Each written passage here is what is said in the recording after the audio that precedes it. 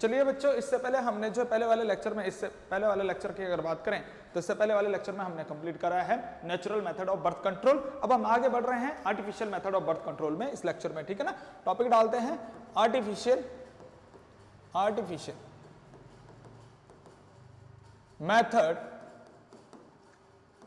Methods of birth control के artificial method of birth controls, ठीक है ना। Artificial method of birth control हम टॉपिक डाल रहे हैं। अब इस आर्टिफिशियल मेथड में, बर्थ कंट्रोल के आर्टिफिशियल मेथड में क्या है, कुछ मेथड हमारे पास 4-5 मेथड है, जिसमें से सबसे पहला जो मेथड अपने पास है वो है बैरियर मेथड, ठीक है। बैरियर मेथड सबसे पहले है। उसके बाद दूसरा जो मेथड है अपने पास वो है आईयूडी, इंट्रायूट्राइन डिवाइसेस। और तीसरा जो मेथड रहेगा अपने पास वो रहेगा oral contraception,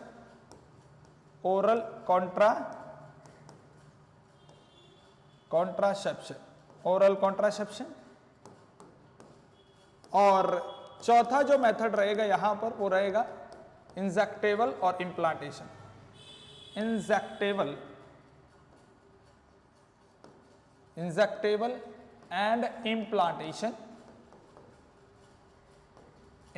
implantation and last जो मेथड अपने पास रहेगा वो रहेगा अपने पास सर्जिकल मेथड, ठीक है, सर्जिकल मेथड। अब एक एक करके इन मेथड के बारे में डिटेल में जानते हैं, ठीक है, कि इसमें होता क्या, एक एक करके हम डिटेल में इसके बारे में जान रहे हैं।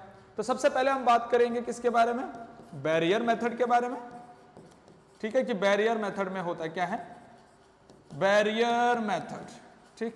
अब बैरियर मेथड्स में क्या होता है, ठीक, इसमें क्या होता है, बैरियर के द्वारा स्पर्म और ओवम के मिलन को रोका जाता है ताकि स्पर्म और ओवम ना मिले और फर्टिलाइजेशन ना हो, फ्यूजन ऑफ गैमेट्स ना हो।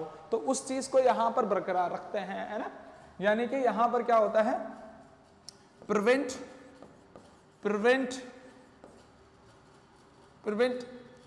Fusion of gametes, prevent fusion of gametes बोल दी से, ठीक। और फ्यूजन ऑफ गैमेट्स मतलब यानी कि स्पर्म और ओवम का मिलन को यहां पर क्या हो जाएगा, रोक दिया जाएगा। स्पर्म और दूसरा ओवम के मिलन को क्या कर दिया जाएगा, यहां पर स्टॉप कर दिया जाएगा, रोक दिया जाएगा, प्रिवेंट कर दिया जाएगा, यानी कि फर्टिलाइजेशन को रोक दिया गया यहां पर, ठीक है ना। बैरियर, कुछ बैरियर लगा के, कुछ फिजिकल बैरियर लगा के क्या होता है, उस स्पर्म के और इस ओवम के जो मीटिंग है उसको रोक दिया जाता है यहां पर, ठीक। इसमें भी अपने पास जो है 2 टाइप के अपने पास बैरियर मेथड आते हैं। अगर बैरियर मेथड में मैं बात करता हूं तो 2 टाइप के बैरियर मेथड है यहां पर।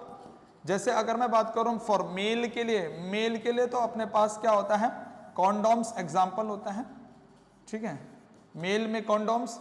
और अगर फीमेल की बात करें तो फीमेल में अपने पास क्या रहता है, फीमेल के पास रहता है सर्वाइकल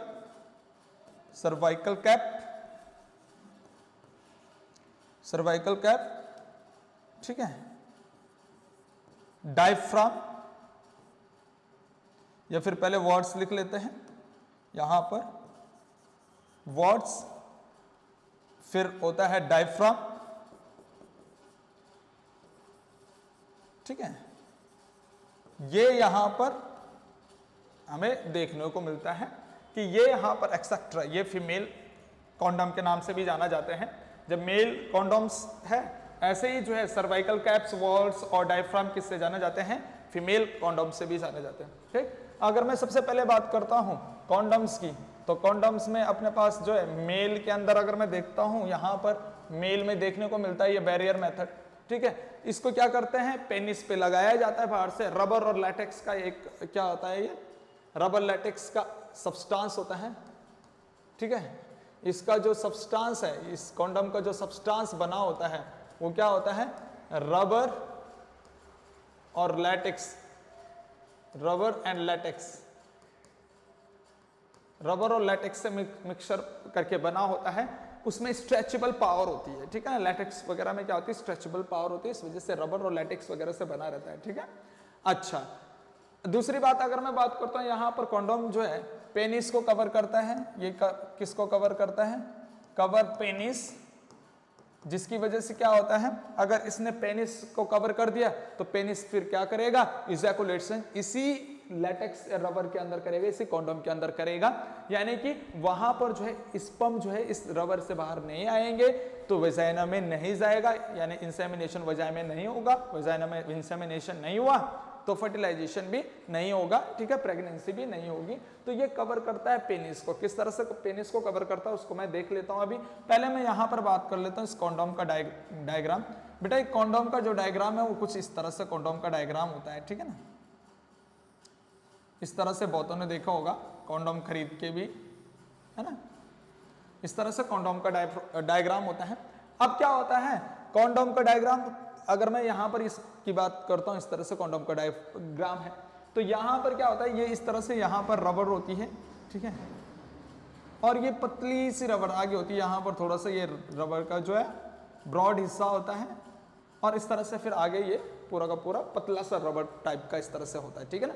तो ये कवर कर देता है किसको, पेनिस को। पेनिस इसके अंदर होता है, पेनिस को ये पूरा का पूरा कवर करता है कॉन्डोम्स, ठीक। तब इजैकुलेशन पेनिस भी इसी कॉन्डोम्स के अंदर करता है, और जिससे प्रिवेंशन हो जाती है किसकी, फर्टिलाइजेशन की, है ना बात समझ में, ठीक है। तो अगर मैं बात करता हूं यहां पर जो ये कॉन्डोम्स है, इस कॉन्डोम्स को बहुत ही पतले रबर से बनाया जाता है, बहुत ही पतला इसको बनाया जाता है। जब शुरुआती तौर पे अगर समस्याएं खड़ी हुई कि भाई अगर हमें क्या करता है, बर्थ कंट्रोल करना है, और बर्थ कंट्रोल करना है और प्लस हमें क्या करना है, सेक्सुअल एक्टिविटीज भी करनी है, बर्थ कंट्रोल भी करना है, सेक्सुअल एक्टिविटीज भी करनी है, और सेक्सुअल एक्टिविटीज का पूरा पूरा वहां पर आनंद क्या करना है, आनंद लेना है। तो उस चीज को अगर देखा जाए कि भाई सेक्स का पूरा आनंद आ जाए, तो उस चीज को मेंशन करते हुए कंपनीज जिन्होंने भी कॉन्डोम्स बनाया उन्होंने इस चीज का विशेष ध्यान रखा कि जो कॉन्डोम का ये जो रबर है वो बहुत ही पतला होना चाहिए, इतना पतला कि वो ऐसा लगे कि भाई बिल्कुल नेचुरल फील उसमें आना चाहिए। तो ऐसे ही वहां पर जो है कंपनीज ने पहले शुरू में इस तरह से कॉन्डोम्स बनाए, लेकिन शुरू के कॉन्डोम्स में कुछ दिक्कतें आई, क्योंकि वो पतला होने की वजह से क्या हो जाता था, कभी कभी सेक्सुअल एक्टिविटीज के दौरान क्या हो जाता है, वो ब्रेक हो जाता था, फट जाता था, तो उस वजह से क्या होता था, प्रेगनेंसी हो सकती थी। अगर इंसेमिनेशन हो गया वैजाइना में तो फिर फर्टिलाइजेशन ऑफ गैमेट्स हो सकता है और प्रेगनेंसी होने के चांसेस होते हैं, ठीक है ना। इसी चीज से बचने के लिए जो है अब दूसरी समस्या आ जाए कि भाई अब इसको जो है ये फट भी रहा है, तो अब इसको क्या करें भाई, मोटा कर दे इस कवर को। अगर इस कवर को मोटा कर दें तो फिर सेक्स का आनंद नहीं आएगा, सेक्स का आनंद नहीं आएगा तो लोग फिर इसको खरीदेंगे नहीं, ठीक है, क्योंकि लोगों को देखो सेक्स का आनंद के साथ साथ, सेक्स का आनंद आने के साथ साथ प्रेगनेंसी को भी अवॉइड करना है। तो उसी चीज को मेंशन करके, इसी चीज को ध्यान में रखते हुए फिर क्या किया गया, इसकी कवर को पतला ही रहने दिया, यानी कि इस कॉन्डोम में जो है इसकी परत को मोटा नहीं करा गया, लेकिन इसके टॉप पे क्या डाला गया, यहाँ पर जो है क्रीम वगैरह यूज किया गया, एंजाइमेटिक क्रीम्स इस कॉन्डोम के साथ, ठीक है ना। अब कॉन्डोम जब तुम देखते हो तो उसमें क्या होता है, लिक्विड मैटर होता है, वो लिक्विड मैटर ही जो होता है उस कॉन्डोम का क्या होता है, क्रीम होता है उस कॉन्डोम पे लगी हुई, या फिर लिक्विड क्रीम लगी होती है उस कॉन्डोम में, और उस क्रीम को कहते हैं स्पर्मिसाइडल क्रीम। क्या कहते हैं उस क्रीम को, स्पर्मिसाइडल क्रीम। अगर ये कॉन्डोम्स हैं तो इसके ऊपर जो लगी रखी है वो लिक्विड टाइप की, वो जेली टाइप की, वो क्या होता है, स्पर्मिसाइडल, है ना, स्पर्मिसाइडल क्रीम। अब वो स्पर्मिसाइडल क्रीम अगर लगी हुई है तो एक बात यहां पर समझ लीजिए, स्पर्मिसाइडल क्रीम क्या करेगा, स्पर्म को किल करने का काम करेगा, है ना। ये क्या करेगा, किल स्पर्म। अगर स्पर्म बाहर भी आते हैं, फट भी जाता है अगर सेक्सुअल एक्टिविटीज के दौरान, तो स्पर्म अगर बाहर आएंगे तो उसके साथ ये लिक्विड मिक्स हो जाएगा, ये क्रीम मिक्स हो जाएगी, तो वो स्पर्म को क्या कर देगा, किल कर देगा, ठीक है। इसी वजह से स्पर्मिसाइडल, साइडल मतलब किल करना, स्पर्म को किल करने वाली क्रीम को कहते हैं स्पर्मिसाइडल क्रीम, जो कि अब कॉन्डोम्स के ऊपर देखने को मिलता है, ठीक है। जिसकी वजह से अगर कॉन्डोम फट भी जाए, ठीक, तो उसमें फिर स्पर्म अगर वो क्रीम के साथ मिल गया तो स्पर्म किल हो गया, फिर फर्टिलाइजेशन नहीं हुआ। तो इसमें दोनों ही चीजों का बहुत अच्छे से ध्यान रखा गया कि सेक्सुअल एक्टिविटीज में भी कोई इंटरफेयर नहीं कर रहा है, क्योंकि हमें पता है कि आइडियल कॉन्ट्रासेप्शन कौन सा होता है, जो सेक्सुअल एक्टिविटीज को, सेक्सुअल इंटरकोर्स को इंटरफेयर ना करें, ठीक है। मेल और फीमेल दोनों ही पार्टनर क्या करें, सेक्स का आनंद भी ले और साथ साथ प्रेगनेंसी को भी अवॉइड करें, ठीक है ना। तो उसी चीज को ध्यान में रखते हुए इसकी परत को सेक्सुअल एक्टिविटीज का आनंद लेने के, फील को अच्छे से लेने के लिए जो है उसकी परत को पतला ही रहने दिया, लेकिन उसके साथ क्या ऐड कर दिया गया है, स्पर्मिसाइडल क्रीम, कि अगर गलती से फट भी गया तो फिर भी सेक्सुअल इंटरकोर्स के दौरान अगर कॉन्डम गलती से कभी फट भी गया तो फिर भी कोई भी चांस नहीं होगी किसके, कि कोई किसी भी प्रेगनेंसी होने के कोई चांस नहीं होंगे, कोई फ्यूजन होने के कोई चांसेस नहीं होंगे, क्योंकि जो स्पर्म वहां पर जाएगा वो डेड स्पर्म होगा, ठीक है, क्योंकि वो इस स्पर्मिसाइडल क्रीम की वजह से क्या हो जाएगा, डेड हो जाएगा, ठीक है। तो इस तरह से हमने यहां पर इस चीज को मेंशन करना है, ठीक है बेटा। ऐसे अगर मैं बात करता हूं, फीमेल कॉन्डम्स के नाम से जाने जाते हैं सर्वाइकल कैप, वॉल्स, डायफ्राम। तो ये जो चीजें हैं, ये जो फीमेल कॉन्डम की अगर मैं बात करता हूं, फीमेल कॉन्डम के नाम से भी जाने जा रहे हैं, तो एक फीमेल कॉन्डम्स के नाम से जो ये चीजें जानी जा रही है, चाहे सर्वाइकल कैप की बात करें, चाहे वॉल्स की बात करें, चाहे डायफ्राम की बात करते हैं, तो ये जो है ये इंसर्ट होते हैं वजाइना में और सर्विक्स को कवर करते हैं, है ना। ये जो है ये क्या होते हैं, इंसर्ट इन वजाइना, वजाइना में इंसर्ट करते हैं और एंड प्रिवेंट एंड कवर करते हैं किसको, and cover cervix, and cover cervix, किसको कवर करता है, ये सर्विक्स को करता है ना। ये जो है इंसर्ट कर दिया जाता है वेजाइना में और सर्विक्स को कवर करता है, एंड प्रिवेंट स्पर्म का जो मूवमेंट है उसको सर्विक्स के अंदर नहीं जाने देता है, नहीं जाने देता तो फिर फर्टिलाइजेशन भी नहीं होता है ना। और एंड प्रिवेंट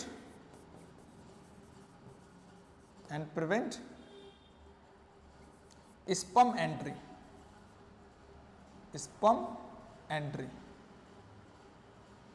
स्पर्म एंट्री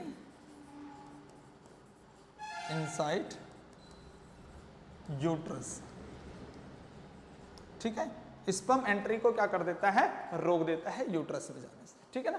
तो ये अपने पास बैरियर मेथड तो कंप्लीट हो चुका है, ठीक। इतनी बातें समझ में आई, इसमें कोई डाउट है तो पूछ लीजिए। फिर नेक्स्ट हम टॉपिक शुरू करेंगे आईयूडी, इंट्रा यूट्राइन डिवाइस शुरू करने के पहले इसको अच्छे से देख लीजिए, किसी को कोई डाउट है तो मेरे से पूछ लीजिए, ठीक है।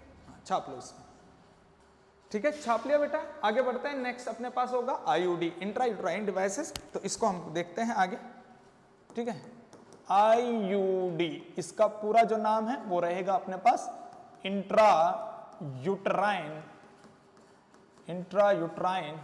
डिवाइसेस, ठीक है, इंट्रा यूट्राइन डिवाइसेस। अब इंट्रा यूट्राइन डिवाइसेस के बारे में बात करते हैं, आईयूडी के बारे में बात करते हैं, तो ये इंट्रा यूट्राइन डिवाइसेस नाम में ही काम है। इंट्रा यूट्राइन डिवाइसेस मतलब यूट्रस के अंदर कोई ऐसी डिवाइस डालने हैं, ठीक है ना। इंट्रा मतलब अंदर, यूट्राइन मतलब यूट्रस, डिवाइस मतलब यंत्र, ऐसा यंत्र जो यूट्रस के अंदर डाला जाता है और फिर वो क्या करता है, कॉन्ट्रासेप्शंस को मेंटेन करता है, ठीक है ना। ठीक है, contraceptions method insert in inside uterus, ठीक है ना। इसको हम क्या कर सकते हैं, डिवाइस इंसर्ट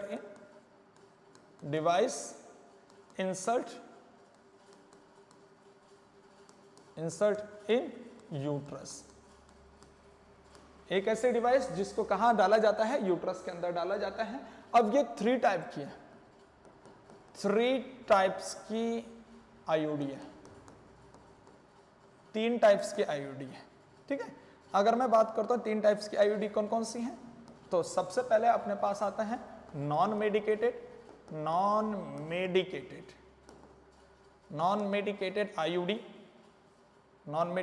आईयूडी, ठीक। दूसरा अपने पास आता है, यहां पर आता है copper releasing IUD, copper ion releasing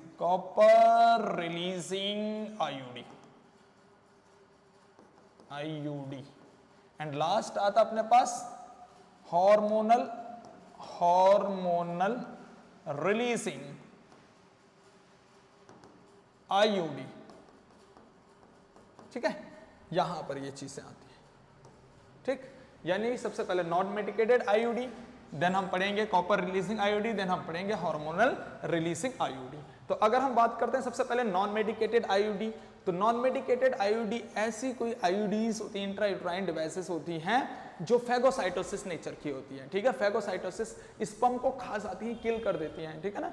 ये स्पर्म को ये क्या करती हैं, फेगोसाइटोसिस, इसमें यहां इस तरह से लिख लेंगे फेगोसाइटोसिस इन नेचर। किसको फेगोसाइटोसिस कर देते हैं, फेगो मतलब खा जाना, साइटोसिस उस सेल को तोड़ देना, ठीक है ना, उस सेल को खा जाना। किस सेल को खा जाना, स्पर्म सेल को, है ना। स्पर्म सेल को क्या कर देता है, ये फेगोसाइट कर लेता है, यानी कि खा जाता है। आई बात समझ में, ठीक। जैसे यहां पर अगर एग्जाम्पल के बारे में मैं बात करता हूं तो यहां पर एग्जाम्पल होता है लिप्स लूप, एग्जाम्पल यहां पर होता है लिप्स लूप, ठीक है। ये इसका एग्जाम्पल बहुत इंपॉर्टेंट है अपने पास नॉन मेडिकेटेड का। अगर मैं बात करता हूं कॉपर रिलीजिंग आईयूडी, तो कॉपर रिलीजिंग आईयूडी क्या करता है, ये कॉपर की बनी हुई डिवाइस सीधा यूट्रस के अंदर डाल दिया जाता है, ठीक है। और इस कॉपर की बनी हुई डिवाइस जब यूट्रस के अंदर डलती है तो ये क्या करता है, वहां पर यूट्रस में ही ऐसा एनवायरनमेंट क्रिएट कर देता है कि जैसे अगर स्पर्म वहां पर जाता है तो उस स्पर्म की स्पीड को क्या कर देता है, ये कम कर देता है, यानी कि उसकी मोटेलिटी को डिक्रीज कर देता है। और दूसरा बात, ये स्पर्म को किल करने का भी काम करता है ना। तो सबसे पहले इंपॉर्टेंट जो बात यहां पर ये है कि डिक्रीज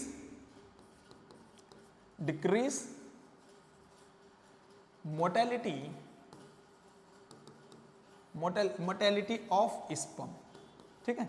अगर स्पर्म की मोटेलिटी को अगर इसने क्या कर दिया, कम कर दिया, तो स्पर्म फिर अच्छे से फ्यूज नहीं हो पाएगा, क्योंकि फ्यूज करने के लिए क्या चाहिए, एनर्जी चाहिए, स्पीड चाहिए। जब एनर्जी होगी, स्पीड होगी, तभी स्पर्म जो है फ्यूज करके जो ओवम की वॉल है उसको ब्रेक करके अंदर जाएगा ओवम के अंदर, और फर्टिलाइजेशन तभी जाके होगा, ठीक है ना। और अगर स्पर्म में स्पीड ही नहीं होगी, एनर्जी ही नहीं होगी, तो स्पर्म फिर फर्टिलाइज नहीं कर पाएंगे ओवम के साथ, वो ओवम की वॉल को ब्रेक नहीं कर पाएगा, और अपने आप ही क्या हो जाएगी, प्रेगनेंसी अवॉइड हो जाएगी, या फिर अपने आप ही प्रेगनेंसी मेंटेन नहीं हो पाएगी, ठीक है ना। तो डिक्रीज मोटेलिटी ऑफ स्पर्म, सबसे पहले इसका काम ये रहेगा। दूसरा इसका जो कॉपर रिलीजिंग का रहता है, तो ये भी क्या करता है, फेगोसाइटोसिस नेचर का ही है, ये भी किल करने का भी काम करता है, ठीक है ना। तो also phagocytosis in nature, also phagocytosis in nature, phagocytosis, also phagocytosis in nature, ठीक है। इन फेगोसाइटोसिस नेचर का भी है, स्पर्म को खाने का भी काम ये कर सकता है, या फिर किल भी करता है स्पर्म को, ठीक है ना। तो ये भी चीजें यहां पर होती हैं। और एग्जाम्पल की अगर बात करें यहां पर, तो एग्जाम्पल अपने पास क्या हो जाएगा, जैसे कॉपर टी हो गया, कॉपर की बनी हुई टी शेप स्ट्रक्चर होता है। किस तरह से, कि मान लीजिए ये कॉपर की इस तरह से टी शेप स्ट्रक्चर बनी हुई है, और डॉक्टर के सहायता से इसको क्या कर दिया जाता है, वजाइना के रास्ते यूट्रस के में सीधा ट्रांसफर कर दिया जाता है, ठीक है ना। डॉक्टर के सहायता से इस टी शेप, ये कॉपर की बनी हुई टी शेप जो है स्ट्रक्चर, इसको वजाइना के थ्रू अंदर इंसर्ट कर दिया जाता है, कहां पर, यूट्रस में, ठीक। और जैसे वहां पर गई ये कॉपर रिलीजिंग जो आईयूडी है, चाहे ये कॉपर टी की बात करें, चाहे कॉपर 7 की बात करें, ठीक है, चाहे मल्टीलोड 375 की बात करें, ठीक है। तो ये चीजें अपने पास ऐसे होंगी जो यूट्रस के अंदर जाके कॉपर आयंस रिलीज करेंगी, और वो कॉपर आयंस क्या करते हैं, ये चीजें अपने पास क्या होंगी कि ये क्या रिलीज करेंगे, कॉपर आयंस क्या करेंगे, रिलीज करेंगे यूट्रस में, और वो कॉपर आयंस क्या कर देगा, स्पर्म की मोटेलिटी को क्या कर देता है, डिक्रीज कर देता है, ठीक है ना। वो स्पर्म की मोटेलिटी को क्या कर देगा, डिक्रीज कर देगा, ठीक। और दूसरी बात, वो कॉपर आयंस ही क्या करेगा, स्पर्म को किल करने का भी काम यहां पर करता है, ठीक है। तो इस तरह से अपने पास क्या हो जाता है, ये कॉपर रिलीजिंग आईयूडी हो जाती है। ये इसके एग्जांपल है कॉपर टी, कॉपर 7 और मल्टीलोड 375। इसको सीधा वजाइना के रास्ते यूट्रस में डाल दिया जाता है। मेटल की बनी हुई, कॉपर मेटल की डिवाइस बनी होती है, ठीक है ना। ऐसे अगर मैं बात करता हूं हार्मोनल आईयूडी, तो हार्मोनल आईयूडी क्या होता है, यहां पर ये हार्मोनल आईयूडी भी क्या होते हैं, हार्मोन्स कंबाइंस होती हैं, ठीक है, इनको भी यूट्रस में डाल के ये भी क्या काम करते हैं, स्पर्म को किल करने का काम करती हैं, ठीक है, ये भी आईयूडी क्या काम करेंगे भाई, स्पर्म को किल करने का ये भी अपने पास काम करती हैं, ठीक। और ये यूट्रस को सबसे ज्यादा इंपॉर्टेंट चीज क्या है कि यूट्रस को इम्प्लांटेशन के लिए क्या कर देती है, इम्प्लांटेशन नहीं होने देती है, फिर अनसुटेबल एनवायरनमेंट बनाती है इम्प्लांटेशन का। आई बात समझ में, ठीक है, ये इम्प्लांट होने नहीं देते। अगर फर्टिलाइजेशन एक बार के लिए हो भी जाए तो ये यूट्रस को जो एनवायरनमेंट है उसको डिस्टर्ब कर देता है, यानी कि वो फिर इम्प्लांटेशन करने लायक नहीं रहता है ना। तो यहां पर क्या है, यानी कि हम सिंपल लिख सकते हैं प्रिवेंट इम्प्लांटेशन। ये क्या करती हैं, इम्प्लांटेशन को प्रिवेंट करती हैं, प्रिवेंट इम्प्लांटेशन, या फिर हम क्या करते हैं, destroy uterus environment, destroy uterus environment, या फिर अनसुटेबल बनाएगा, अनसुटेबल यूट्रस एनवायरनमेंट फॉर, यहां पर ये ज्यादा बेस्ट रहेगा, unsuitable, unsuitable uterus environment, unsuitable uterus environment for implantation, ठीक है, ये यहां पर बनता है इसका, ठीक है। तो ये अपने पास हो जाता है हार्मोनल रिलीजिंग आईयूडी की। और अगर एग्जांपल देखें यहां पर हार्मोनल रिलीजिंग आईयूडी, तो यहां पर एग्जांपल होता है LNG-20, LNG-20, इसका पूरा नाम है लीवोनाइजेस्ट्रॉल, ठीक है, क्या है, लीवोनाइजेस्ट्रॉल, ठीक है, LNG का पूरा नाम लीवोनाइजेस्ट्रॉल 20 एंड LNG-20, सिंपल LNG-20 भी बोल सकते हो और पूरा नाम भी लिख सकते हो लीवोनाइजेस्ट्रॉल, ठीक है। ऐसे ही दूसरा यहां पर होता है प्रोजेस्ट्रासर्ट, प्रोजेस्ट्रासर्ट, ये दो एग्जांपल यहां पर होते हैं। तो इस तरह से हमने क्या कंप्लीट कर दिया है, आईयूडीबी वाला मेथड भी हमने कंप्लीट कर दिया है, ठीक है ना। यहां पर ये आईयूडी वाला मेथड भी कंप्लीट कर दिया है। अब अपने पास आता है नेक्स्ट ऑरल कॉन्ट्रासेप्शन मेथड, उसको हम आगे डिस्कस कर लेते हैं। क्या तुम्हें इतना समझ में आ चुका है आईयूडी के बारे में, ठीक। अब नेक्स्ट हम बढ़ते हैं ओरल कॉन्ट्रासेप्शन की तरफ। तीसरा जो मेथड अपने पास रहेगा ओरल कॉन्ट्रासेप्शन है। इससे पहले अगर बात करें तो ये आईयूडी दूसरा मेथड अपने पास है, और तीसरा अपने पास रहेगा ये ओरल कॉन्ट्रासेप्शन, ओरल कॉन्ट्रासेप्शन। अगर ओरल कॉन्ट्रासेप्शन की बात करें, ओरल मतलब यानी कि ओरल का मतलब होता है ओरल कैविटी, माउथ को कहते हैं ना, तो माउथ के द्वारा कोई कॉन्ट्रासेप्शन हमें लेना है तो यहां पर क्या आती है, कॉन्ट्रासेप्शन पिल्स आती है, दवाइयां यहां पर देखने को मिलती है ना। इसको यानी इसको क्या कह सकते हैं, मेडिसिन वाला मेथड भी कह सकते हैं, केमिकल वाला मेथड भी कह सकते हैं, है ना। इसी ओरल कॉन्ट्रासेप्शन को हम क्या बोल सकते हैं, केमिकल मेथड,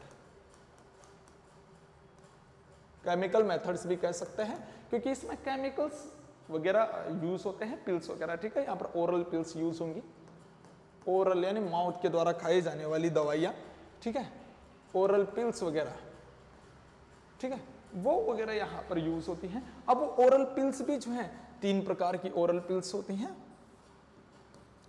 ठीक है। सबसे पहले इमरजेंसी पिल्स, इमरजेंसी पिल्स, ठीक है। दूसरा होता है अपने पास weekly pills, weekly pills, and last होता है अपने पास तीसरा, अच्छा वीकली पिल्स से पहले जो हम डेली पिल्स लिख लेते हैं, वीकली पिल्स हम लास्ट में लिख लेंगे, यहां पर पहले डेली पिल्स लिख लेते हैं। पहले आएगा डेली पिल्स और फिर हम लिख लेते हैं वीकली पिल्स।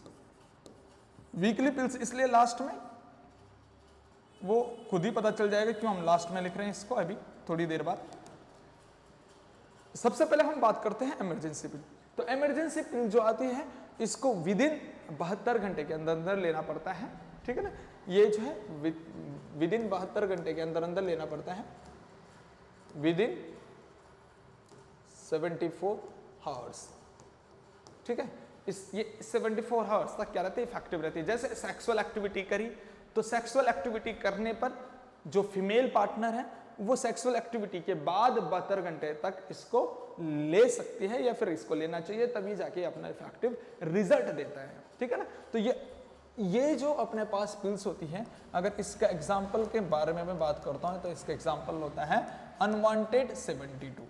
अनवांटेड 72 के नाम से जानी जाती है ये कैप्सूल, ठीक है, ये दवाई। तो एक सिंगल कैप्सूल होता है ये अनवांटेड 72, जैसे ये पूरा का पूरा पत्ता होता है 40-50 रुपए का, और सिंगल कैप्सूल बीच में ये अनवांटेड 72 का होता है, ठीक है ना। यहाँ साइड साइड में भी ये चीजें होती हैं सिंपल सी, लेकिन ये खाली होता है, यहाँ पर कुछ भी नहीं होता है, बस बीच में एक कैप्सूल होता है अनवांटेड 72 का, ठीक है ना। आई बात समझ में। तो ये अनवांटेड 72 जो पिल्स होती हैं वो 72 घंटे के अंदर अंदर लेनी पड़ती है। जैसे अभी सेक्सुअल एक्टिविटी करी है तो अब से लेकर 72 घंटे यानी कि 2 से 3 दिन के अंदर अंदर वो दवाई खानी पड़ती है फीमेल पार्टनर को, और तभी जाके क्या होता है वहां पर जो है प्रेगनेंसी होने के कोई चांस नहीं होते हैं, ठीक है ना। पर ये भी जो है 100% सिक्योर नहीं है, क्योंकि कोई भी दवाई इस तरह से नहीं बोलती भाई कि हम 100% इस चीज को प्रिवेंट कर ही देंगे, प्रेगनेंसी को प्रिवेंट कर ही देंगे। तो ये 100% भी इसका नहीं है, यहाँ पर परसेंटेज वाइज अलग अलग है। जैसे इसमें बोला जाता है कि भाई अगर जो है तुमने 12 घंटे के अंदर या 24 घंटे के अंदर अगर तुमने ले लिया, ठीक है, यहाँ पर भी रेशियो इसका कॉन्ट्रासेप्शंस का रेशियो यहाँ पर दिया जाता है इस दवाई का कॉन्ट्रासेप्शंस रेशियो। अगर इस दवाई का मैं कॉन्ट्रासेप्शंस रेशियो की बात करता हूँ, कॉन्ट्रासेप्शन रेशियो, तो कॉन्ट्रासेप्शन रेशियो के अकॉर्डिंग ये दवाई चलती है कि भाई अगर मान लीजिए विदिन 24 घंटे अगर लिया, 24 घंटे के अंदर अंदर लिया, तो ये लगभग होती है 90% इफेक्टिव, ठीक है। 90% इफेक्टिव माना जाता है कि भाई 90% चांस है कि ये प्रेगनेंसी को अवॉइड कर देगा या प्रेगनेंसी होने से रोक देगा, ठीक है ना। लेकिन अगर हम इसको 48 घंटे के अंदर लेते हैं, 48 आवर के अंदर अंदर, यानी कि या फिर समय हमने थोड़ा और लेट कर दिया, यानी 48 घंटे हमने ले लिया, 24 से 48 घंटे ने दूसरे दिन अगर हमने खाई है, दूसरे दिन हमने फीमेल पार्टनर ने खाई है, तो फिर इसके जो कॉन्ट्रासेप्शंस के चांस है वो और कम हो जाते हैं, लगभग 80-85% इसका कॉन्ट्रासेप्शंस के चांस हो जाते हैं।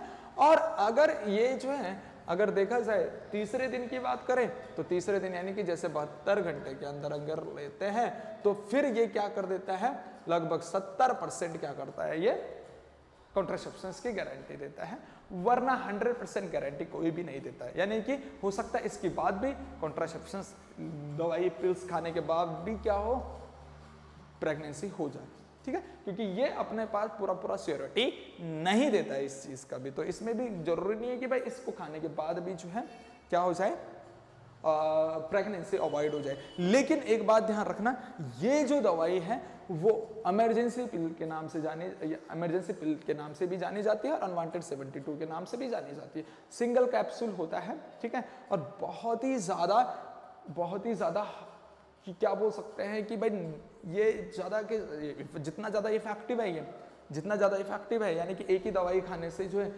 ये कॉन्ट्रासेप्शंस को रोक रहा है, तो उतना ज़्यादा इसके साइड इफेक्ट भी हैं, उतने ज़्यादा इसके नुकसान भी हैं। ये साइड इफेक्ट इसके बहुत ज़्यादा है, क्योंकि ये जो पिल्स होती है स्टेरॉइडल पिल्स होती है, ठीक है। और स्टेरॉइडल पिल्स क्या कर देती हैं, बॉडी में साइड इफेक्ट बहुत ज़्यादा कर देती हैं। तो इनका जो है साइड इफेक्ट बहुत ज़्यादा है, ठीक है ना। साइड इफेक्ट इनका क्या है, बहुत ज़्यादा साइड इफेक्ट होता है। इसको खाने वाली जो फीमेल्स होती हैं, ठीक है, गर्ल्स, फीमेल्स या फिर महिलाएं जो इसको खाती हैं, उसमें क्या देखने को मिलता है कि हो सकता है उसमें बहुत सारी बॉडी में साइड इफेक्ट देखने को मिलते हैं, ठीक है। जैसे मान लीजिए थायराइड वाली कंडीशंस आ जाती हैं, किडनी फेल, लीवर फेल वगैरह होने वाली कंडीशंस आ जाती हैं, मोटापा उनमें देखने को मिलता है, ठीक है। और सबसे ज़्यादा इंपॉर्टेंट चीज़ है इन दवाइयों के खाने से क्या होता है, यूट्रस भी बहुत क्या होता है, यूट्रस भी कभी कभी खराब हो जाता है, ठीक है। क्योंकि यूट्रस की अगर बात करें तो अगर एक बार यूट्रस खराब हो गया तो फिर भविष्य में वो फीमेल कभी भी माँ बनने का सुख प्राप्त नहीं कर सकती या फिर उसमें माँ नहीं बन सकती हो, क्योंकि यूट्रस क्या हो गया, इन दवाइयों को खा के क्या हो गया, डैमेज हो गया, खराब हो गया। बाद में उसको सर्जिकली उस यूट्रस को निकाला जाता है और उस सर्जरी को हम कहते हैं हाइस्टेरेक्टोमी, उसके बारे में बाद में बताऊंगा। इन दवाइयों से जितना ज्यादा हो सके बेटा बचना चाहिए, ठीक है, अवॉइड करनी चाहिए ये कॉन्ट्रासेप्शंस वाली जो पिल्स है, क्योंकि इसमें स्टेरॉइडल पिल्स है और बहुत नुकसान करती है ये चीजें, ठीक है ना। अब हम बात करते हैं कि भाई ये तो बहुत ही ज़्यादा स्टेरॉइड्स इसमें पड़े हुए हैं, क्योंकि जितनी ज़्यादा इफेक्टिव है उतना ज़्यादा साइड इफेक्ट भी है। लेकिन उसके बाद अगर हम बात करते हैं यहाँ पर डेली पिल्स, तो डेली पिल्स क्या है, डेली पिल्स में क्या होता है कि हर दिन एक दवाई लेनी पड़ती है, ठीक है ना। यहाँ पर क्या होता है 28 दिन के, ये महीने में क्या होता है 28 दिन होता है, 28 दिन का यहाँ पर 28 से 30 दिन महीने में होता है। लेकिन यहाँ पर ये पिल्स क्या बनी होती हैं, अगर बात करें यहाँ पर इस तरह से, ये मान लीजिए ये पर्चा है, पिल्स का पर्चा, ठीक है ना। तो यहाँ पर क्या होती है टैबलेट बनी होती है फॉलिक एसिड के कंटेंट के हिसाब से, 1 2 3 4 5 6 7 इस तरह से, है ना। इस तरह से यहाँ पर ये चीज़ें बनी होंगी। और यहाँ पर क्या होती हैं 21 टैबलेट तो इस तरह से अलग होती हैं, जो कंटिन्यूअसली क्या करती हैं फॉलिक एसिड को इंक्रीज करती है। उसके बाद यहाँ पर जो 7 अलग अलग कैप्सूल होते हैं, ठीक है, ये 28 दिन के, ठीक है ना। तो यहाँ पर जो है डे 1 में इसी को लेना पड़ता है, डे 1 ये, फिर डे 2, फिर डे 3, इस तरह से यहाँ पर डे वाइज चलना पड़ता है। और लास्ट में ये 28वें दिन के दवाई होती है। तो इसमें क्या होता है हर एक दिन क्या करना पड़ता है, एक एक दवाई खानी पड़ती है। अगर बीच में एक दिन का गैप हुआ तो फिर क्या होगा, एक भी दिन का गैप हुआ या इरेगुलरिटी हुई तो फिर कॉन्ट्रासेप्शन नहीं हो पाएगा, प्रेगनेंसी अवॉइड नहीं हो पाएगा। इसलिए इसको डेली खाना पड़ता है, क्योंकि हर एक दिन में यहाँ पर क्या होता है, हर एक दवाई में क्या होता है डोज जो मिलाया होता है, कंटेंट जो मिलाया होता है, केमिकल कंटेंट, वो डे के हिसाब से मिलाया जाता है। तो अगर पहले दिन की जो दवाई है वो पहले दिन ही खानी पड़ती है। ऐसे नहीं कि कहीं से भी भाई, जैसे हम करते हैं ना, कोई भी दवाई आती है तो हम कहीं से भी बीच से निकाल देते हैं कोई दवाई, या साइड से निकाल देते हैं कोई दवाई। यहाँ पर ऐसा नहीं करना, यहाँ पर क्या करना होता है कि डे 1 वाली दवाई डे 1 को ही खानी पड़ती है, डे 2 को डे 2 को ही खानी पड़ती है। और इस तरह से जिस डेज में दवाइयाँ चल रही है उसी डेज को वो दवाई खानी पड़ती है, कहीं से भी कभी कोई दवाई नहीं खानी पड़ती, ठीक है, निकाल कर। क्योंकि यहाँ पर क्या होता है परसेंटेज कंटेंट के हिसाब से, कंपोजिशन के हिसाब से दवाइयाँ बनी होती है, ठीक। और एक भी दिन नहीं छोड़ना, क्योंकि एक दिन छोटा, ठीक है, दुर्घटना, यानी कि वही बात होती है, सावधानी हटी दुर्घटना घटने वाली बात हो जाती है ना। तो इसीलिए इसमें बहुत ही ज्यादा ध्यान रखना पड़ता है कि हर दिन दवाई यहाँ पर ये खानी पड़ती है। और यहाँ पर भी क्या होती है, शुरुआत के 21 दिन तक, जैसे मैं ये व्हाइट वाली बना रहा हूँ तो 21 दवाइयाँ मैं बना रहा हूँ, शुरुआत के जो ये 21 डेज तक है, ये तीनों 21 डेज तक क्या करनी पड़ती है, फॉलिक एसिड टैबलेट खाने पड़ते हैं, है ना।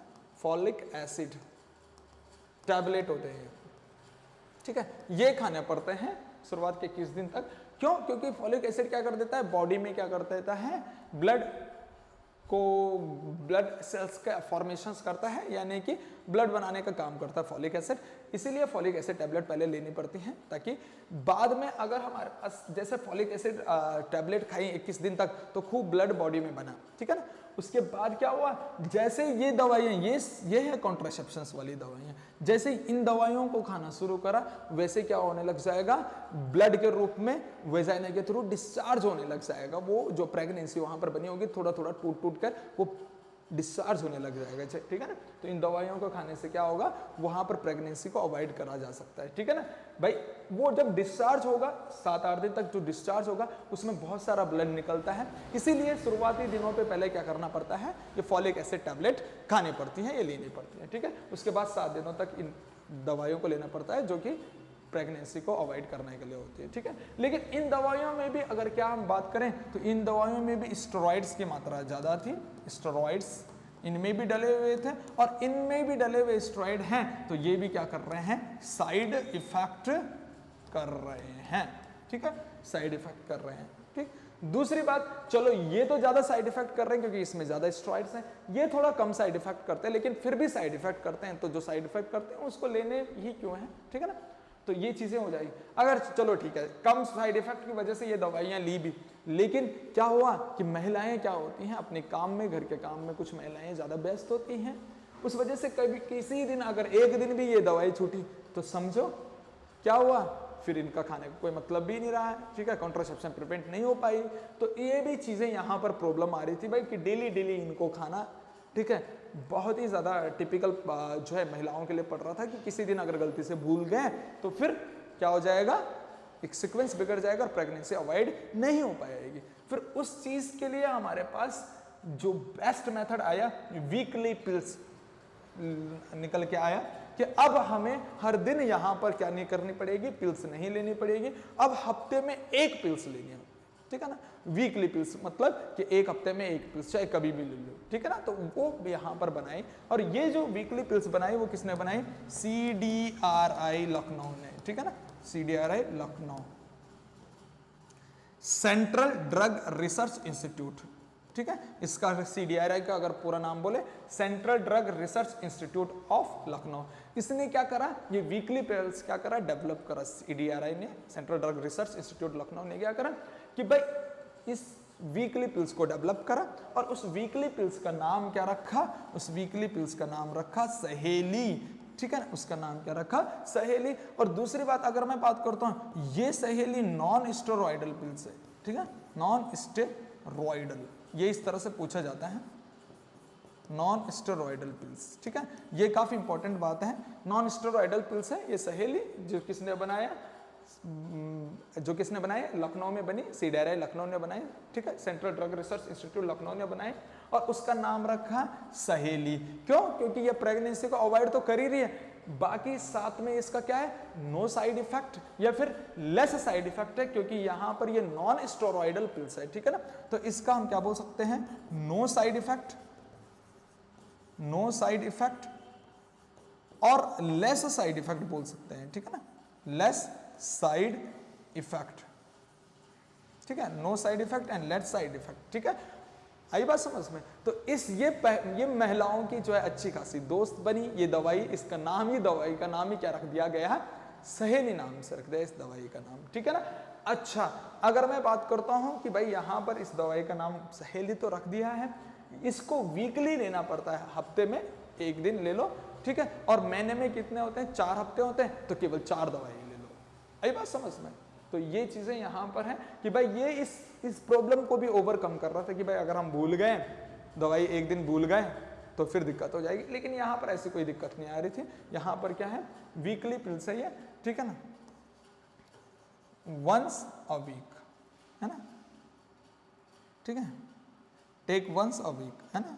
यहां पर क्या लिख देंगे कि एक हफ्ते में एक, यहां पर लेनी है, टेक्स वंस अ वीक, एक हफ्ते में इसको एक ही दवाई, एक ही टैबलेट को लेना पड़ता है, ठीक है ना। तो ये चीजें यहां पर अपने पास ओरल कॉन्ट्रासेप्शंस भी कंप्लीट हो चुका है, ठीक है। अगर हम देखें ये ओरल कॉन्ट्रासेप्शंस भी अपने पास हो चुका है, ठीक है। अच्छा, एक बात और है, जो ये कॉन्डोम्स हैं, अगर इसमें हम बात करें तो कॉन्डोम जो है ये जो है गवर्नमेंट हॉस्पिटल में भी फ्री में भी बनते हैं और बहुत ही कम प्राइस में बनते हैं, और गवर्नमेंट हॉस्पिटल में जिस नाम से बिकते हैं वो होता है निरोध नाम से ये गवर्नमेंट सरकारी अस्पतालों में बिकते हैं, निरोध, ठीक है, निरोध नाम से ये बिकते हैं,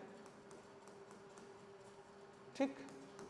तो ये चीजें अगर हम बात करें तो यहाँ पर ये चीजें हैं, आई बात समझ में, ठीक है। कॉन्डोम को जो है निरोध नाम से भी सरकारी अस्पतालों में मिलते हैं, ठीक है, और बहुत कम प्राइस में मिलते हैं। बाहर अगर देखें प्राइवेट का, तो प्राइवेट का प्राइस ज़्यादा होता है, लेकिन ये बहुत ही 5-10 रुपए में मिल जाते हैं, ठीक है।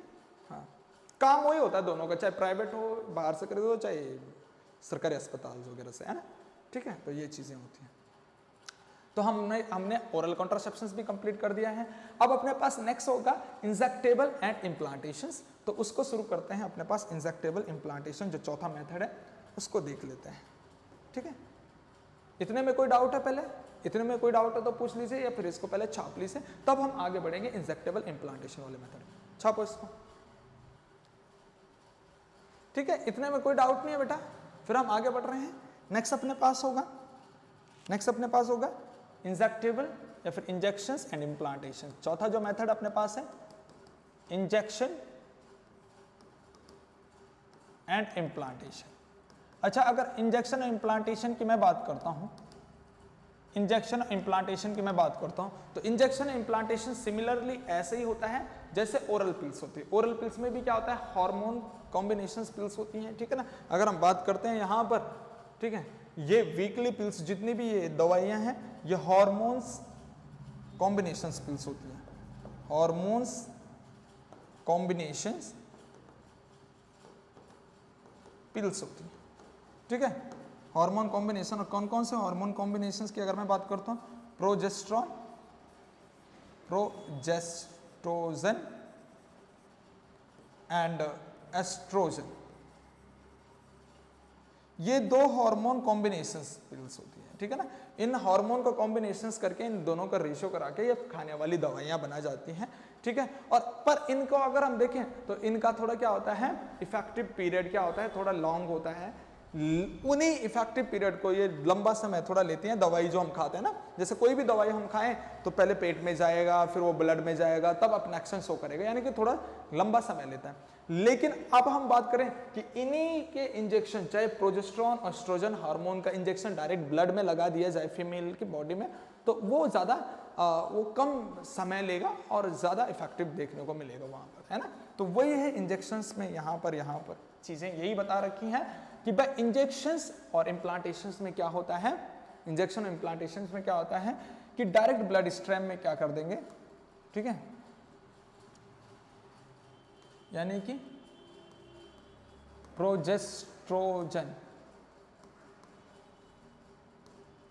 एस्ट्रोजन कॉम्बिनेशन पिल, प्रोजेस्टेरॉन एस्ट्रोजन कॉम्बिनेशंस पिल्स नहीं, यहां पर जो है कॉम्बिनेशंस पिल्स नहीं होगा यहां पर, क्योंकि पिल्स तो दवाई माउथ से के थ्रू है। प्रोजेस्टेरॉन एस्ट्रोजन कॉम्बिनेशंस, इन चीजों को जो है इंजेक्शन के माध्यम से, ठीक है ना, यानी कि फिल इन इंजेक्शन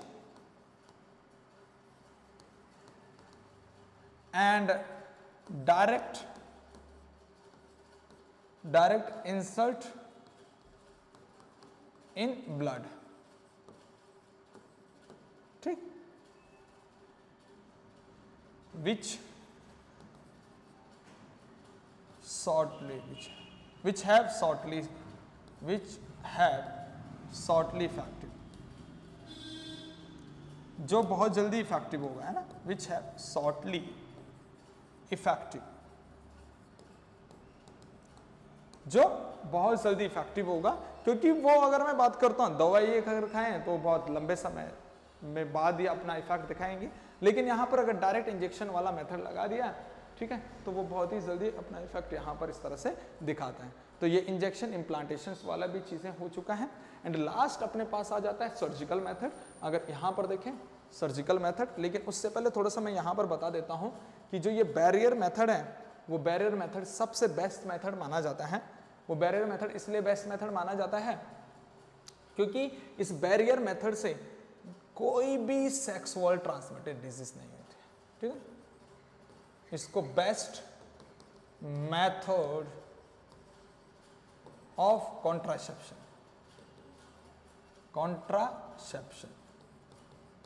ठीक है, क्योंकि ये क्या कर रहा है, प्रिवेंट,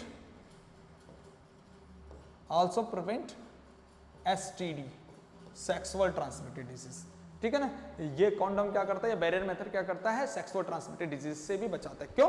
क्योंकि बॉडी का या फिर बॉडी फ्लूइड का डायरेक्ट कांटेक्ट नहीं हो पा रहा है ना, ठीक है। मेल और फीमेल बॉडी की जो बॉडी फ्लूइड है वो डायरेक्टली कांटेक्ट में नहीं आ पा रहे हैं और फिर एक दूसरे के अंदर ट्रांसफर नहीं हो रहा है, तो सेक्सुअल डिजीज भी एक दूसरे के अंदर ट्रांसफर नहीं हो सकती। क्योंकि सेक्सुअल ट्रांसमिटेड डिजीज किस तरह से ट्रांसफर होती है, बॉडी फ्लूइड की वजह से ट्रांसफर हो सकती है, सेक्सुअल फ्लूइड की वजह से ट्रांसफर हो सकती है। तो उसी चीज को ये प्रिवेंट कर दिया, क्योंकि बैरियर लगा दिया। अब बैरियर लगा दिया तो फिर सेक्सुअल ट्रांसमिटेड डिजीज भी बच जाती है। एक अकेला मेथड ये होगा अपने पास, बैरियर मेथड, जो सेक्सुअल ट्रांसमिटेड डिजीज से भी बचा देता है। तो ये बेस्ट और बहुत चहेता मेथड इसमें बताया गया है या फिर होता है, ठीक है। बाकी अपने पास क्या होते हैं, बाकी ऐसा कोई भी ऐसा मेथड नहीं है जो सेक्सुअल ट्रांसमिटेड डिजीज से बचा दे, केवल बैरियर मेथड ही क्या है जो सेक्सुअल ट्रांसमिटेड डिजीज से बचाता है, ठीक। अब हम इंजेक्टेबल एंड इम्प्लांटेशन वाला कर दिया। अब लास्ट हम करेंगे सर्जिकल मेथड, उसको भी देख लेते हैं। सर्जिकल मेथड के बारे में बात कर रहे हैं, ठीक है। अगर सर्जिकल मेथड के बारे में बात करते हैं, लास्ट अपने पास ये सर्जिकल मेथड, अगर सर्जिकल मेथड्स के बारे में बात करते हैं तो सर्जिकल मेथड मेल में भी होता है, फीमेल में भी होता है, ये परमानेंट मेथड भी होता है। इसके ब्रैकेट में हम ये लिख सकते हैं, ये परमानेंट मेथड है, बाकी तो सारे के सारे टेम्पररी हैं। परमानेंट मेथड ये सर्जिकल मेथड ही है, ठीक है। बाकी अगर हम बात करें, ये सारे के सारे टेम्पररी मेथड है, ये सारे के सारे टेम्पररी हैं, ठीक है। ये अगर ये हम बात करें, ये सारे के सारे टेम्पररी हैं, केवल सर्जिकल मेथड ही ऐसा है जो परमानेंट है। इसमें होता क्या है उसको देख लेते हैं, सर्जिकल मेथड में क्या होता है, ठीक है। अगर हम बात करते हैं तो ये दो टाइप का होता है, मेल में सर्जिकल मेथड, मेल में, और दूसरा फीमेल में सर्जिकल मेथड, ठीक है। फीमेल में सर्जिकल मेथड और मेल में सर्जिकल मेथड। अगर हम बात करें तो यहां पर अगर मेल में सर्जिकल मेथड का नाम जो हम बात करें तो इसमें सर्जिकल मेथड का नाम है वासक्टोमी। क्या है? वासक्टोमी। और फीमेल में जो सर्जिकल मेथड है उसका नाम है ट्यूबक्टोमी। ट्यूबक्टोमी। अब इसमें होता क्या है, इस चीज को समझ लीजिए, ठीक है। वासक्टोमी में क्या होता है, जैसे ये अपने पास क्या है, ये पेनिस है और यहां पर ये टेस्टिस है, ठीक है, ये टेस्टिस है। अब टेस्टिस क्या कैरी करेगा, टेस्टिस फॉर्म करेगा क्या, स्पर्म, और स्पर्म को कैरी करेगा कौन, वॉस डिफरेंस, ठीक है। स्पर्म को कैरी करेगा वॉस डिफरेंस और इस तरह से पेनिस के थ्रू फिर क्या होगा, स्पर्म इजैकुलेशन हो जाएंगे। पर यहां पर क्या होता है सर्जिकल मेथड में, डॉक्टर सर्जरी के द्वारा क्या कर देता है, डॉक्टर सर्जरी के द्वारा क्या करता है यहां पर, ठीक है, डॉक्टर सर्जरी के द्वारा क्या करता है, बीच बीच में से ये कट कर देता है। और जब डॉक्टर बीच बीच में इसको कट करता है, इस वॉस डिफरेंस को कट कर देता है डॉक्टर, इस तरह से, है ना, सर्जिकली इस वॉस डिफरेंस को कट कर दिया। और जैसे सर्जिकली इस वॉस डिफरेंस को कट कर दिया, फिर इसके दोनों एंड क्या कर देते हैं, बांध दिए जाते हैं, ठीक है, दोनों एंड इसके बांध दिए गए हैं। ऐसे अगर मैं यहां पर भी बात करता हूं, ये सर्जिकली कट हो चुका है, ठीक। अब डॉक्टर ने इसको सर्जिकली कट तो कर दिया, फिर इसके दोनों एंड को क्या कर दिया, दोनों एंड को क्लोज कर दिया, बांध दिया, ठीक है। तो इस तरह से यहां पर क्या हो गया, यार सर्जिकल मेथड हो गया ना, कि वॉस डिफरेंस को, ये वॉस डिफरेंस को कट कर दिया, है ना, कट वॉस डिफरेंस। अच्छा, वॉस डिफरेंस को कट कर दिया तो क्या, अब अगर मैं बात करूं, यहां से अगर स्पर्म बन रहे हैं, यहां से अगर स्पर्म बन रहे हैं, क्या स्पर्म आगे जा पाएगा, नहीं जा पाएगा। क्यों? क्योंकि बीच में रास्ता क्लोज हो चुका है, कट होके क्लोज हो चुका है, अब स्पर्म आगे नहीं ट्रांसफर हो पाएगा, ठीक है ना। तो अगर स्पर्म आगे ट्रांसफर नहीं हो पाएगा, इंसेमिनेट नहीं हो पाएगा, तो फिर जब स्पर्म में इजैकुलेट नहीं हुआ, इंसेमिनेट नहीं हुआ, तो फिर गैमेट जाएगा ही नहीं, और गैमेट नहीं जाएगा तो फर्टिलाइजेशन नहीं हो पाएगा, ठीक है ना। तो ये चीजें यहां पर ये चीजें होती हैं। अब अगर मैं बात कर रहा हूं, ये जो मेथड है ये केवल प्रिवेंट करता है किसको, इंसेमिनेशंस को, ठीक है ना, इजैकुलेशंस को प्रिवेंट करता है, प्रिवेंट इजैकुलेशन, यानी स्पर्म इजैकुलेशन की अगर बात करते हैं, prevent sperm ejaculation, sperm ejaculation, prevent sperm ejaculations and insemination, ठीक है, इंसेमिनेशन, क्योंकि इसमें स्पर्म ही नहीं आएगा, ठीक है, स्पर्म बाहर नहीं निकलेगा, इजैकुलेट नहीं होगा, स्पर्म यहीं पर रह जाएगा, ठीक। और स्पर्म की लाइफ होती है 2 दिन, ठीक, और 2 दिन में स्पर्म क्या हो जाता है, उसके बाद डेड हो जाता है। 24 से 48 घंटे इस स्पर्म की लाइफ स्पैन होती है, उसके बाद स्पर्म यहीं पर क्या होगा, डेड हो जाएगा, न्यूट्रिशन के तौर पे बॉडी के द्वारा ही खा लिया जाएगा, ठीक है ना। तो इस तरह से यहाँ पर ये क्या प्रिवेंट करता है, इंसेमिनेशन और इजैकुलेशन को प्रिवेंट करता है। ये चीज़ें जो है काफ़ी इंपॉर्टेंट चीज़ है, ये स्पर्मेटोजेनेसिस को प्रिवेंट नहीं करेगा। स्पर्मेटोजेनेसिस तो होगा, स्पर्म तो बनेगा, है ना। तो क्या क्या हो सकता है यहाँ पर, स्पर्मेटोजेनेसिस हो सकता है, स्पर्मेटोजेनेसिस तो चलेगा, स्पर्मेटोजेनेसिस चलेगा, स्पर्मिएशन भी चलेगा, स्पर्मिएशन रिलीजमेंट ऑफ स्पर्म को स्पर्मिएशन बोलते हैं, ठीक है। स्पर्मिएशन भी होगा और स्पर्मियोजेनेसिस भी होगा, क्योंकि स्पर्मेटोजेनेसिस हो रहा है तो उसी का पार्ट आता अपने पास स्पर्मियोजेनेसिस, ठीक है, मैंने बताया था, ठीक है, ह्यूमन रिप्रोडक्शन में पढ़ाया था ये स्पर्मियोजेनेसिस। और स्पर्मियोजेनेसिस में मैंने क्या बताया था, स्पर्मेटिड से स्पर्मेटोजोआ बनना, वही स्पर्मियोजेनेसिस है। तो ये तीनों ही प्रोसेस यहाँ पर चलेंगी, लेकिन क्या होगा, सिंपल इंसेमिनेशन नहीं हो पाएगा, इजैकुलेशन नहीं हो पाएगा, जिसकी वजह से क्या हो जाएगा, प्रिवेंट हो जाएगा, क्या फर्टिलाइजेशन प्रिवेंट हो जाएगा, प्रेगनेंसी रुक जाएगी, अवॉइड कर दी जाएगी, ठीक है। तो यहाँ पर वास डिफरेंस को कट करा, ठीक, वास डिफरेंस कट कर दिया जाता है और फिर इस तरह से सिल दिया जाता है इसको, ठीक है, इसको इस तरह से टांकों के द्वारा सिल दिया जाता है, किसको, वॉस डिफरेंस को। नसबंदी भी इसको कहते हैं हिंदी में, जो अगर सर्जिकल मेथड है उसको नसबंदी भी कह सकते हैं। ये मेल के अंदर नसबंदी, ऐसे फीमेल के अंदर नसबंदी का नाम क्या हो जाता है, ट्यूबेक्टोमी। यहाँ पर फैलोपियन ट्यूब को कट कर दिया जाता है। जैसे मैं बोलता हूँ ये ओवरी है, ठीक है, ये ओवरी है, ठीक है, और इस तरह से क्या होता है,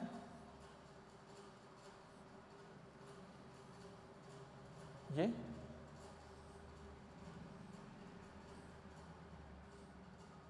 ठीक है, इस तरह से इस फ्लैपियन ट्यूब को डॉक्टर सर्जिकली कट कर देता है और फिर यहां पर दोनों एंड को फ्लैपियन ट्यूब के बांध देता है डॉक्टर, है ना, कट करके दोनों एंड को बांध दिया। अब क्या हुआ, ओवरी ने ओवम तो रिलीज करा, लेकिन ओवम और स्पर्म की मीटिंग नहीं हो पाई क्योंकि बीच में रास्ता ब्लॉक हो गया, ठीक है ना। तो यहां पर इस फ्लैपियन ट्यूब को कट कर दिया जाता है, cut fallopian tube, fallopian tube, ठीक है, फ्लैपियन ट्यूब को कट कर दिया जाता है, या फिर ओविडक्ट भी बोलते हैं, फ्लैपियन ट्यूब को क्या बोलते हैं, ओविडक्ट। ओविडक्ट को कट कर दिया जाता है एंड क्लोज कर दिया जाता है, ठीक है ना, कट एंड क्लोज कर दिया जाता है किसको, फ्लैपियन ट्यूब को, या यानी कि ओविडक्ट को, ताकि क्या प्रिवेंट हो सके, प्रिवेंट क्या हो सके, मीटिंग यानी फर्टिलाइजेशन, ठीक है ना,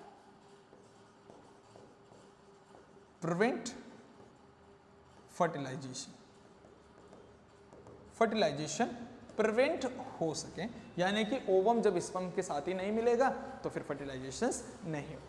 आई बात समझ में। तो ये दोनों ही मेथड नसबंदी में आ जाती हैं। अगर मेल के अंदर नसबंदी है तो वासक्टोमी, फीमेल के अंदर नसबंदी है तो ट्यूबेक्टोमी, ये चीजें अपने पास हो जाती हैं, ठीक है ना। तो ये अपने पास हो गया। सबसे ज्यादा इंपॉर्टेंट यहाँ पर ये चीज है कि भाई जैसे यहाँ स्पर्मेटोजेनेसिस हो रहा है, स्पर्मिएशन हो रहा है या फिर स्पर्मियोजेनेसिस हो रहा है, ऐसे यहाँ ओवुल्यूशन भी होगा और ऊजेनेसिस भी हो। ऊजेनेसिस तो एम्ब्रियोनिक डेवलपमेंट से होने लग जाती है, ठीक है।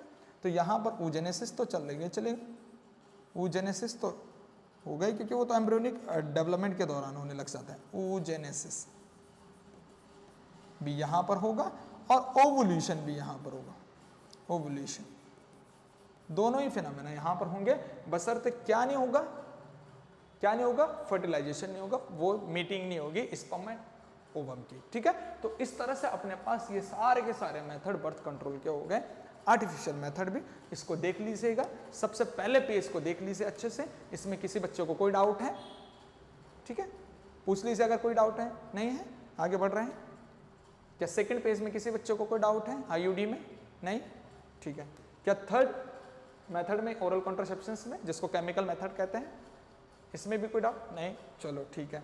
एंड लास्ट अपने पास आ जाता है इस तरह से इंजेक्टेबल इम्प्लांटेशन और देन सर्जिकल मेथड। तो यहां पर किसी को दिक्कत है तो पूछ लीजिए, नहीं है, चलो। तो यहां पर अपने पास बेटा कॉन्ट्रासेप्शंस मेथड भी कंप्लीट हो चुके हैं। अब इसका केवल एक लेक्चर रह गया है और नेक्स्ट लेक्चर में हम इसको कंप्लीट कर देंगे, जितना भी अपने पास बचा हुआ ये पॉइंट है यहाँ पर, ठीक है, जितना भी चैप्टर में यहाँ पर रिप्रोडक्टिव हेल्थ में बचा हुआ है सारा का सारा कंप्लीट कर देंगे नेक्स्ट लेक्चर में। तो इस लेक्चर में इतना ही है बेटा, फिर मिलेंगे नेक्स्ट लेक्चर में, तब तक के लिए धन्यवाद।